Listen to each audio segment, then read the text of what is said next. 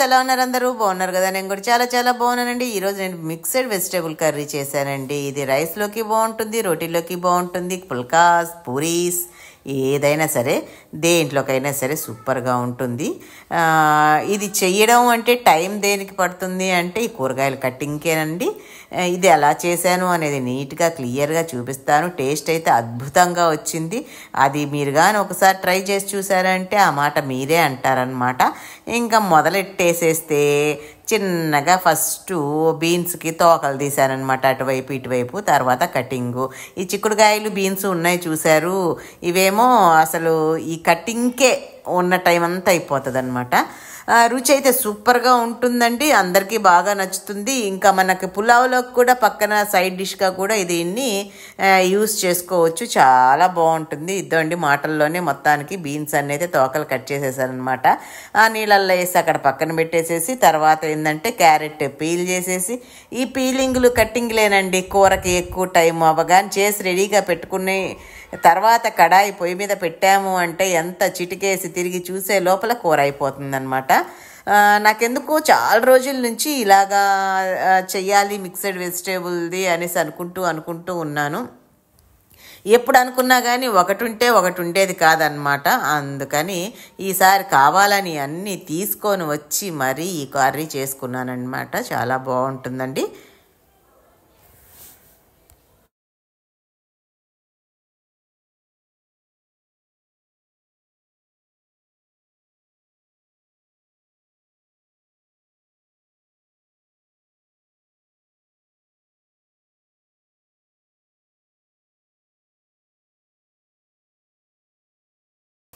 అన్నిటినీ రెడీ చేసి పెట్టుకున్నాను.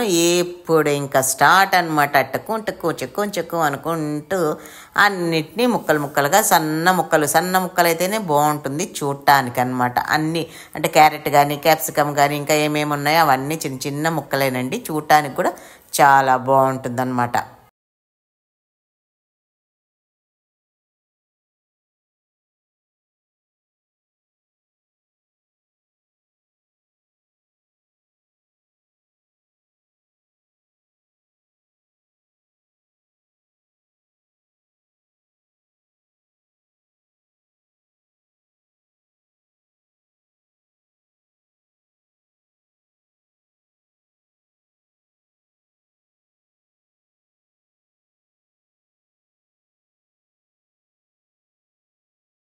ఇద్దండి అసలైన ఇంగ్రీడియంట్ వచ్చేసింది. మామూలుగా మేము ఈ చిలకడ దుంపలు అంటే ఈ గెన్సిగడ్డల్ని నేను పులుసు కూరల్లో అయితే ఎక్కువ యూజ్ చేస్తూ ఉంటానండి, నేను కానీ అమ్మ కానీ. మామూలు ఎండు చేప వేసి పులుసు కూరలు చేసినా సరే, లేదు ఉత్త వంకాయ పులుసు, బెండకాయ పులుసు, ఈ పులుసు కూరల్లో కూడా ఒక గడ్డ అలా కట్ చేసి వేసాము అంటే ఆ ముక్కల కోసమే తన్నుకొని తింటామన్నమాట. అంత బాగుంటుంది. మామూలుగా ఉడికేస్తే స్వీట్గా ఉంటుంది కదా, దీనికి కొంచెం ఉప్పు కారం పులుపు కూడా తగులుతుంది కదా, అదొక డిఫరెంట్ టేస్ట్ అనమాట. ఇవన్నీ కట్ చేసి పక్కన పెట్టుకున్నాక ఒక 2 టమోటాలు కూడా అన్ని చిన్న ముక్కలేనండి. ఆ తర్వాత ఆనియన్స్ కూడా కట్ చేసి పెట్టుకోవడం. ఈ కట్ చేయడమే అబ్బా బోరింగ్ అన్నమాట. అక్కడ వరకు కటింగ్లు అయిపోయాయి కదా. ఇప్పుడు ఇది పచ్చి కొబ్బరి అండి. నాకైతే పచ్చి కొబ్బరి పేస్టే ఇష్టము. దీన్ని బాగా ఫైన్ పేస్ట్గా చేసేసి అంటే కొంచెం నీళ్ళేసి అది కలిపితే కూర రుచి డబల్ అవుతుందన్నమాట. ఎండు కొబ్బరిది నాకు అంత ఇష్టం లేదు, ఎవరికైనా ఇష్టం ఉంటే అది కూడా యాడ్ చేసుకోవచ్చు. దాన్ని అయితే పేస్ట్ చేసి పక్కన పెట్టేసుకున్నాను.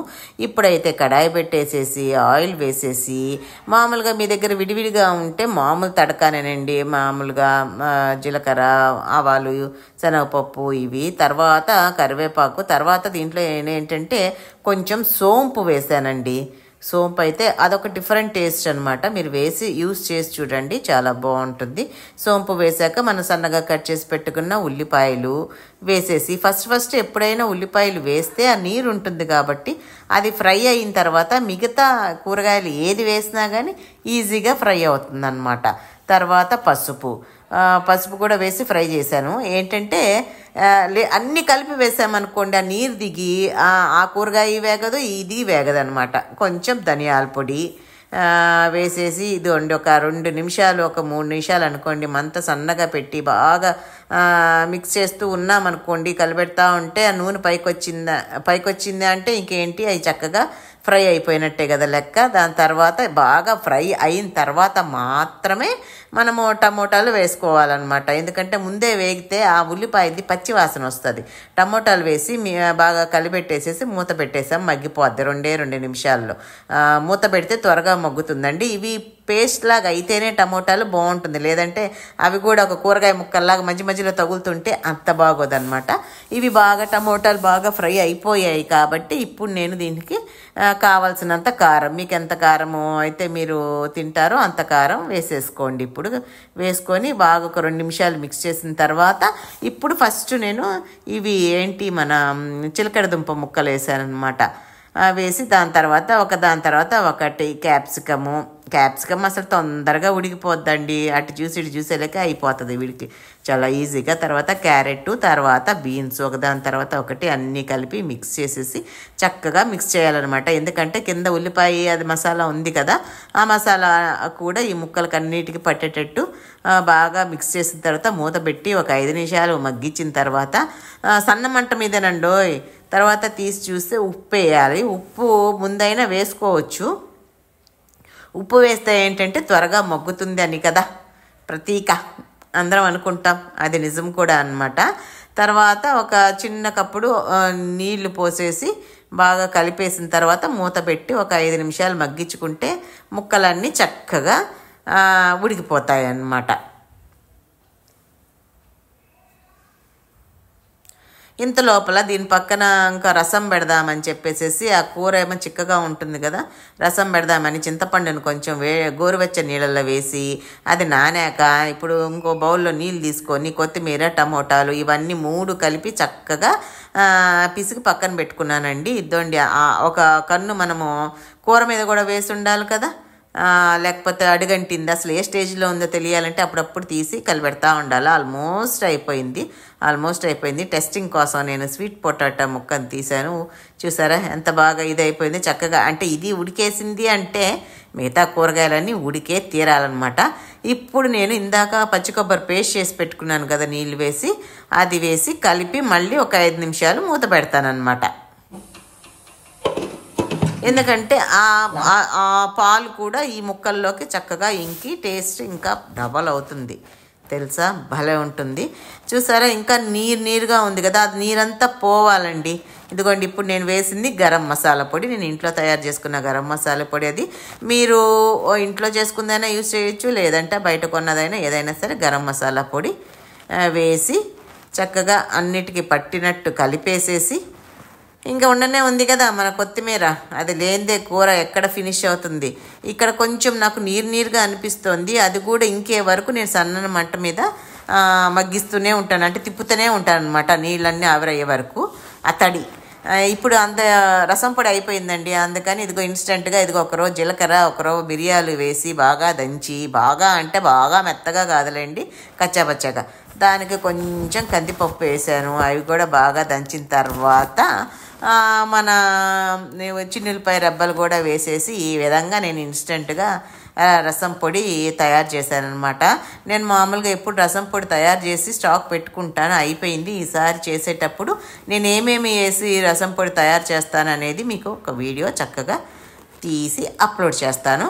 ఇప్పుడు రసానికి పోపు పెట్టడానికి పోపు గింజలు, కరివేపాకు, తర్వాత పచ్చిమిరకాయ వేసిన రసం చూడండి, ఒక ఎండుమిరకాయ, కొంచెం ఇంగువ, తర్వాత పసుపు వేస్తానండి. పచ్చిమిరకాయ వేసి చూడండి రసంలో ఎంత బాగుంటుందో, అదొక డిఫరెంట్ టేస్ట్ అండి. ప్రతిసారి వేయక్కర్లేదు, అప్పుడప్పుడు వేసుకోవచ్చు అనమాట. అది వేరు ఇది వేరుగా ఉంటుంది టేస్టే కాదు, ఆ రసం వాసన కూడా భలే ఉంటుంది లేండి. ఆ పచ్చిమిరకాయ వేగింది, ఆ ఫ్లేవర్ అంతా దిగుతుంది కదా. ఇదండి చక్కగా సన్న మంట మీద వేయించేసిన తర్వాత దంచి పెట్టుకున్న ఈ రసం పొడిని కూడా వేసి, అది కూడా బాగా వేగేదాకా సన్న మంట మీద, పెద్ద మంట అసలు ఉపయోగించనే వద్దు, ఎందుకంటే మాడిపోద్ది కానీ టేస్ట్ రాదు. సన్న మంట మీద వేగితేనే ఏదైనా కానీ చక్కని రుచి వస్తుందన్నమాట. ఇప్పుడు కలిపి పెట్టుకున్న చింతపండు, టమోటా కొత్తిమీర గుజ్జు తీసేసి వేసేసాను. దీనికి ఇంకొంచెం నీళ్లు కూడా కలపాలండి, ఇది చిక్కగా ఉంటుంది కాబట్టి. ఇంకేముంది, రసం మరిగితే ఎంత బాగా మరిగితే అంత టేస్ట్ అనమాట. అసలైన ఇంగ్రీడియంట్ ఇది ఉప్పు లేకుంటే ఏం బాగుంటుంది. కాఫీ టీలు అన్న చగర్ లేకుండా తాగుతాం కానీ ఉప్పు లేని కూరలు అయితే తినలేము. సరే అవి మరుగుతూ ఉంటాయి కదా అని చెప్పేసి ఇదిగో ఈ కూర చక్కగా ఆ నీరంతా ఇంకిన తర్వాత నేను బౌల్లోకి షిఫ్ట్ చేసేస్తున్నానండి. ఇది పూరీలోకే కాదు, చపాతీలోకే కాదు, రోటీలోకే కాదు, అన్నంలోకే కాదు, దేనిలో బ్రెడ్లో కూడా సూపర్గా ఉంటుందన్నమాట. ఇంకా ఇది కూడా ఎంత మరిగితే అంత టేస్ట్ అండి. రసము సన్నని మంట మీద, నేనైతే మంట తగ్గించే ఎప్పుడు వేస్తాను. దానికి లాస్ట్లో ఫైనల్ టచ్గా ఒక చిన్న బెల్లం ముక్క వేశాను. ఇన్ కేస్ మీ ఇంట్లో బెల్లం ముక్క లేదు అంటే ఒక హాఫ్ స్పూన్ పంచదార వేయండి. తర్వాత ఏంటంటే అవి ఎంత మరిగితే అంత టేస్ట్ అన్నమాట. అది ఇదండి ఈ వీడియో. ఈరోజు నేను చేసింది అంటే ఒకే కూరే కాదండో, నేను 2 కూరలు చేశాను అని చెప్పడానికి అన్నట్టు ఇది కొంచెం గుజ్జు కూర కాబట్టి రసం కూడా ఉంటే బాగుంటుంది. సో ఇదండి ఈ వీడియో కనుక మీకు నచ్చినట్లయితే లైక్ చేయండి, షేర్ చేయండి, సబ్స్క్రైబ్ చేయడం మాత్రం మర్చిపోవద్దు. ఉంటాను, మీ లక్ష్మీరావు. ఇద్దండి అప్పడాలు వేయించలేదని తిడతారని చెప్పి ఇంట్లో మురుకుంటే దాన్ని అడ్జస్ట్ చేసేసా, అలా కవరింగ్ చేశానమాట. ఇంకా ప్లేట్లో అన్నం వడ్డిచ్చేస్తున్నాను. ఈ కూర ఒకసారి అయితే ట్రై చేసి చూడండి, సూపర్గా ఉంటుంది. రసం కూడా సింపుల్గా బాగుంటుందండి. ఈ 2 ఒకసారి ట్రై చేసి ఎలా ఉంది అన్న సంగతిని నాకు కామెంట్ రూపంలో పెడతారని ఆశిస్తున్నాను, కోరుకుంటున్నాను. ఉంటాను, మీ లక్ష్మీరావు.